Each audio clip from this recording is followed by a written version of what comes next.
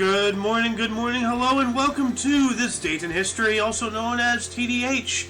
This show is all about the events that occurred on this date in years past, both recognized by actual historians, but mainly things that we personally find intriguing enough for us to bring to you. The sources of this information, of course, comes from the Smart OS application, Today in History, What Happened Today in History, Historical Calendar, and on the website onthisday.com.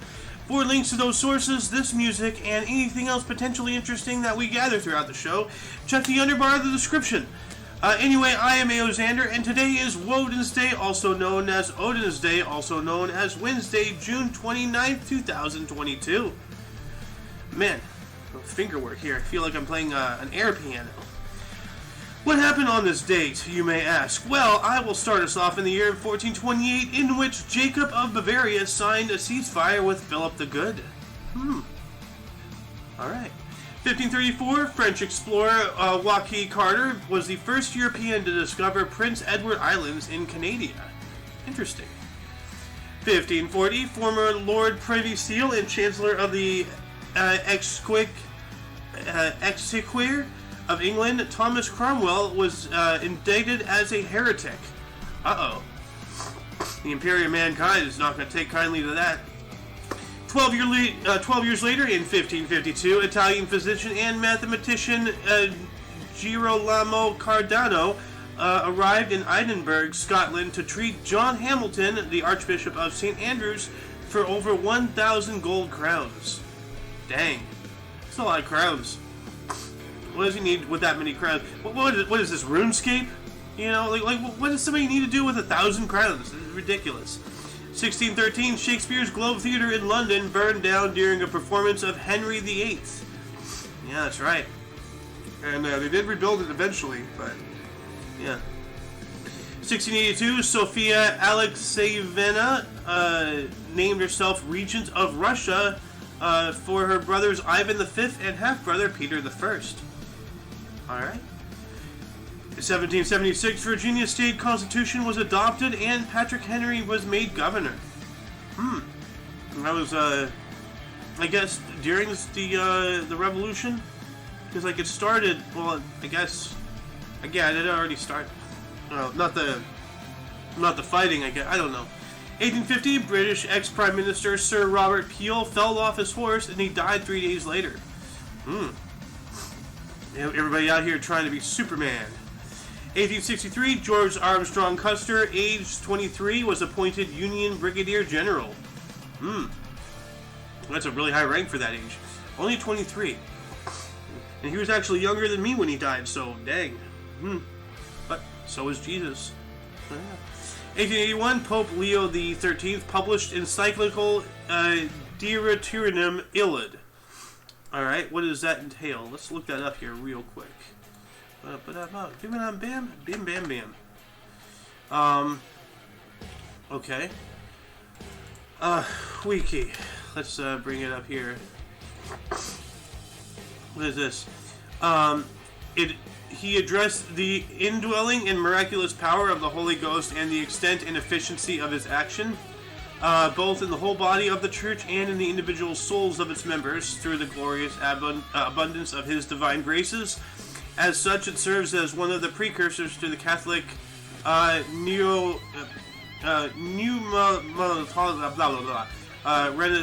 of the 20th century. Why can't I read some of these things? So I'm going to add this link into the underbar in case anybody wants to read and educate themselves on this particular thing a little bit further. Moving on. Into 1914, Zhina Gusteva attempted to assassinate Grigory Rasputin at his hometown in Siberia. Rasputin is immortal. So, anyway, 1926, Arthur Meighen returned to office as Prime Minister of Canada. Okay. 1931, Pope Pius XI published encyclical on non abbiamo bisogno. We do not need fascism and Mussolini. Okay. Well, look at that. The papacy was at least publicly fighting back. 2 years later, in 1933, Italian boxer Primo Carnera knocks out U.S. defending champion Jack Sharkey in round 6 at Madison Square Garden in New York City. to become the third European to win the lineal world heavyweight title. Nice. 1936, Pope Pius XI encyclical to U.S. bishops on motion pictures. Is this the same guy? Yep, it is. Alright, so... yeah, well, motion pictures are, very manipulative. 1936, George M. Cohan was the first artist to be presented with a U.S. Congressional Gold Medal by Franklin D. Roosevelt for raising war morale. Okay, that's interesting. So the Congress can get medals. Well, that makes sense.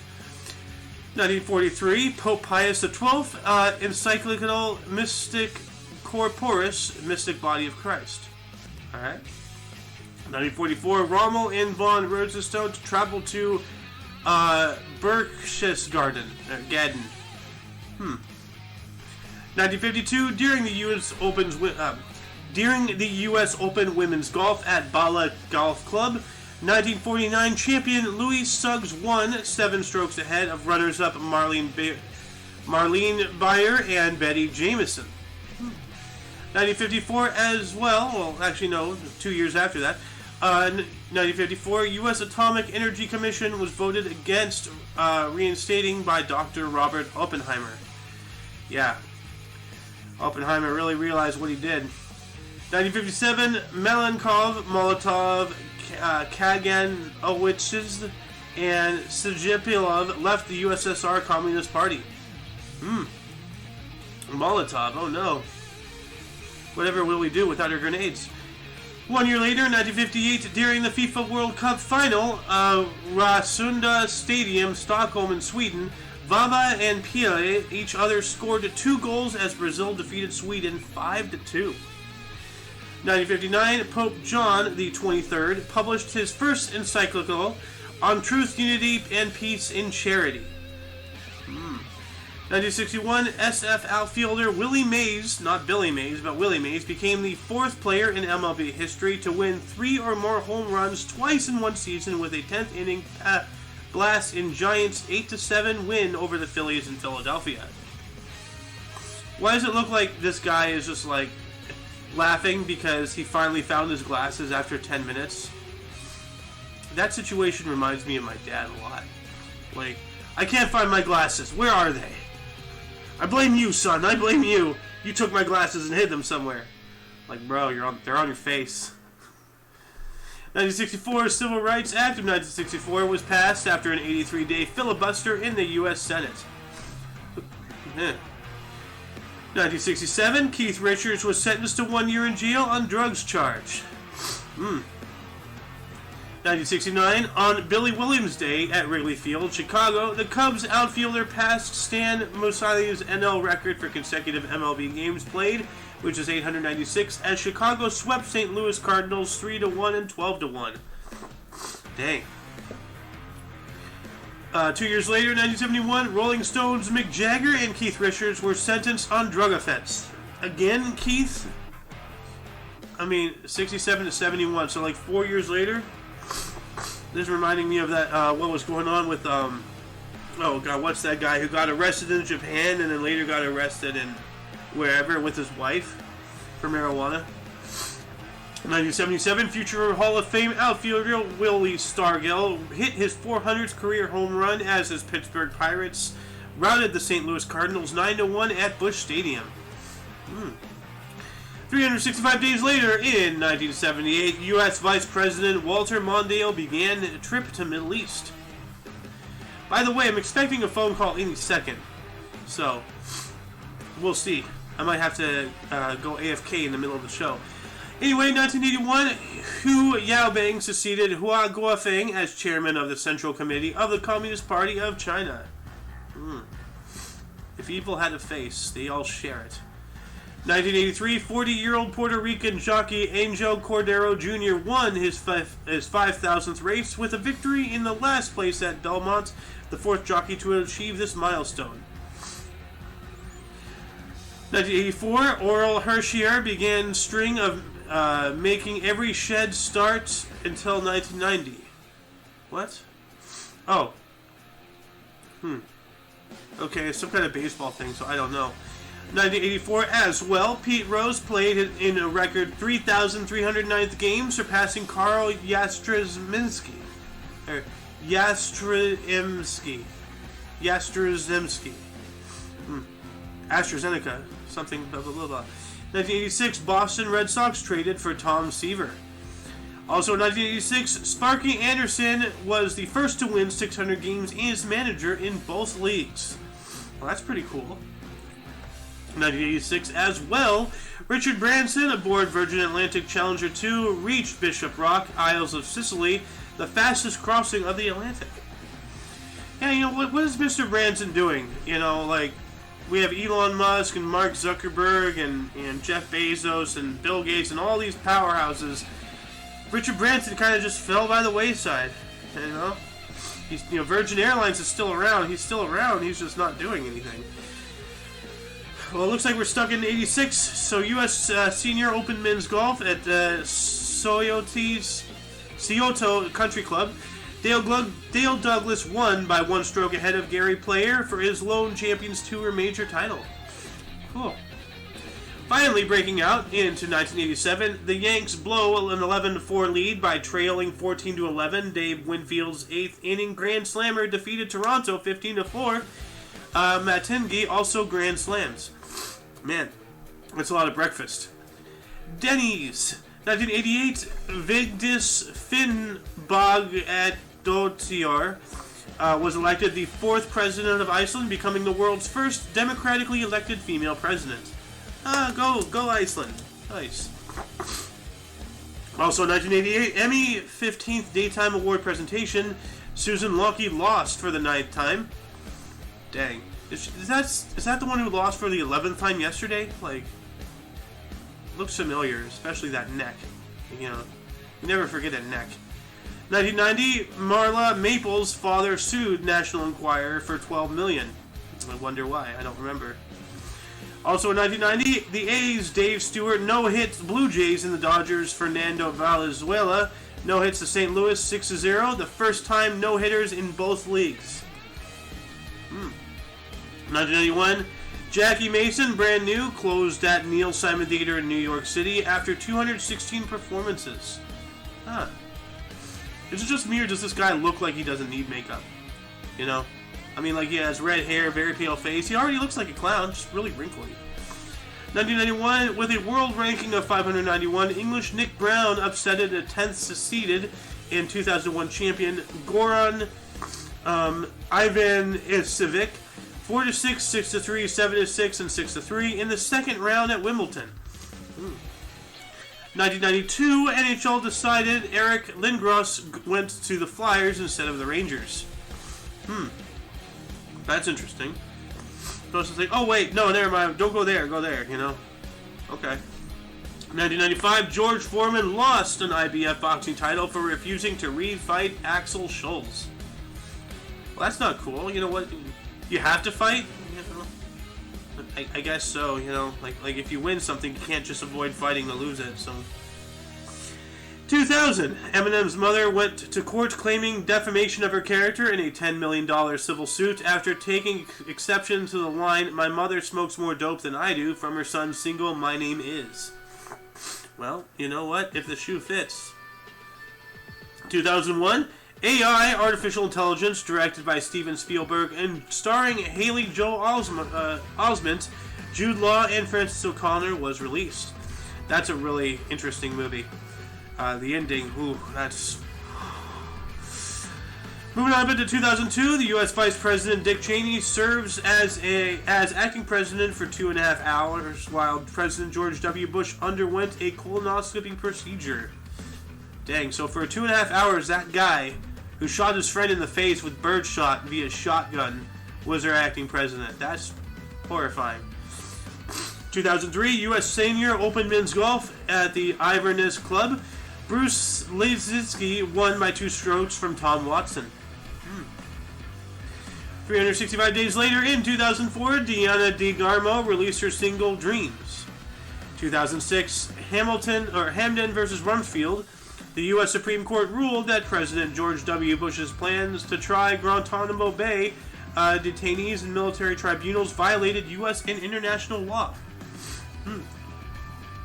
1 year later, in 2007, Irish singer and songwriter Enya received an honorary doctorate from the National University of Ireland in Galway. Nice. Yeah, Enya makes some good music. Moving on up another year in 2008. Well, it looks like we're just going boom, boom, boom here. The Glastonbury Festival in Pilsen, England. Leonard Cohen was the highlight singing Hallelujah. 2009, financier Bernie Madoff was sentenced to 150 years in U.S. maximum prison for conducting a massive Ponzi scheme. Yep. 2014, Islamic State leader Abu Bakr al-Baghdadi announced establishment of a worldwide caliphate at the Great Mosque of Al-Nuri in Mosul, Iraq. Well, look at all the refugees in Europe slowly turning everything into home. You know? Well, here we go. 2014 Senior Players Championship Men's Golf, Fox Chapel Golf Club. Bernard Langer of Germany defeated Jeff Solman with a birdie on the second playoff hole, the first of Langler's 3 straight player titles. 2017 Kylie Jenner and Kendall Jenner apologized and removed t-shirts from sale featuring Tupac Shakur and others after accusations of exploiting their legacies. Good. 2018, Drake released his 5th studio album, Scorpion, a double album with 25 tracks. Dang. That's enough tracks to start a train on. 2021, former South African President Jacob Zuma was sentenced to 15 months in prison on contempt of court charges. Before we move into births and deaths here, were there any articles that you were interested in? Was there anything that you can add? Was there any questions? Anything that I can answer, leave a comment in the underbar, or in the comment section or whatever, become part of the show. If you're in my Discord, come join me, the more the merrier. Anyway, moving on up into the births, starting us off in 1893, we have Prasanta Chandra Mahalanobis.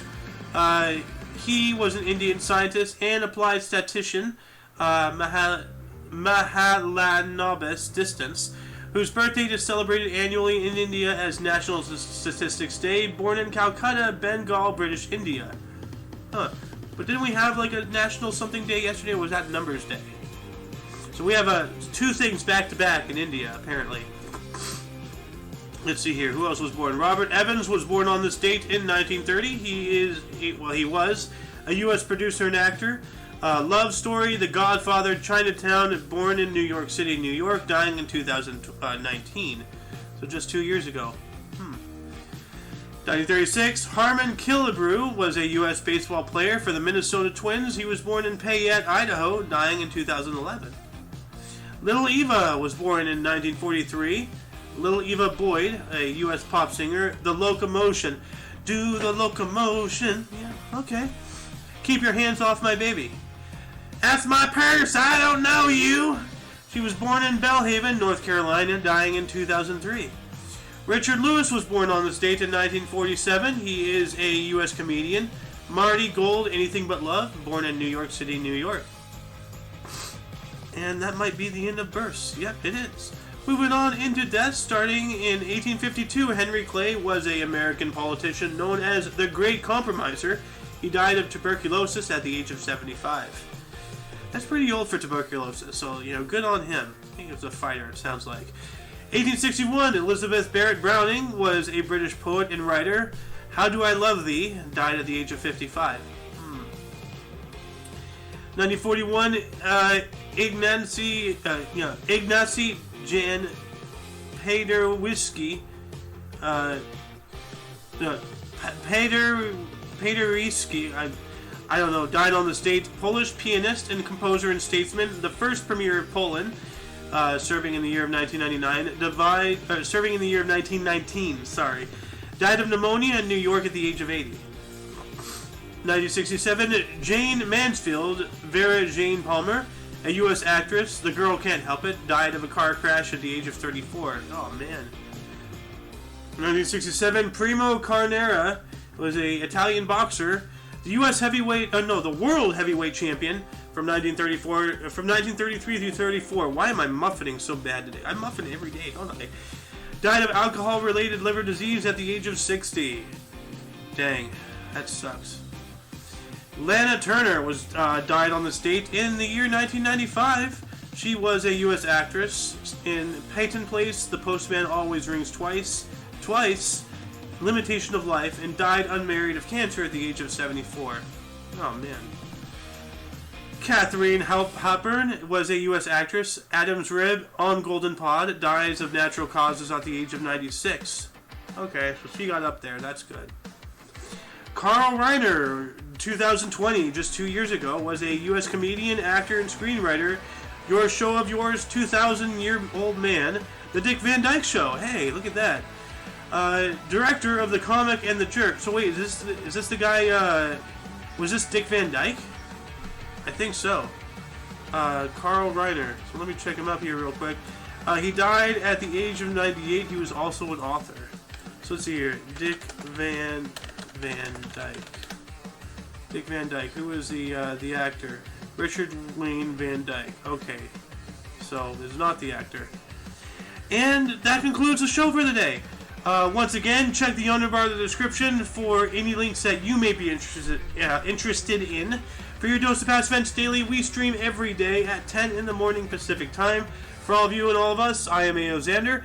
And until you catch us tomorrow, don't forget to look right and left at every intersection, rate 5 thumbs, and subscribe. Until then, toodles. Let's go, Brandon.